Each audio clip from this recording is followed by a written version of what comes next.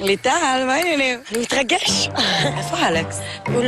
אלכס לא אמור להיות פה, באמת, כאילו, לא בקטע רע, זה לא המקום של אלכס. תגיד, אלכס, בכלל יש שם אקשן ביפה והחנון? ברור.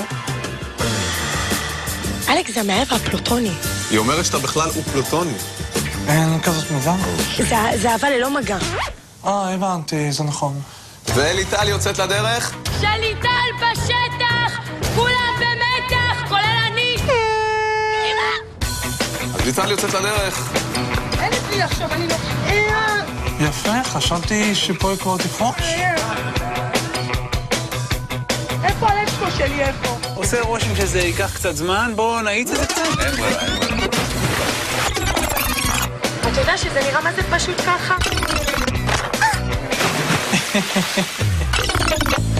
אמא, כמה ילדה שלך סובלת, את לא יודעת.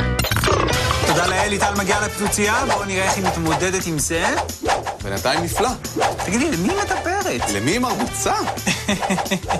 יפה שאתה נותן לה לעשות במקומך, ואז אתה עוד צוחק. מי רוצה לעשות קרבובות? מי רוצה לעשות קרבובות?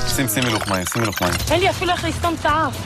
אוי, רק שנשמור פה על צלם אנוש עד שהמתחרה הזאת מסיימת. ובבא שמואל, אני מתה. והנה, הלכה גם הצלם אנוש. ובבא סלי, אלוהים, איזה פדיחות. יואו. בחיים שלי לא קפצתי ממגלשה למים. תסבירי לה שלא יכול What you know about rolling down in the deep? When your brain goes numb, you can call that mental freeze.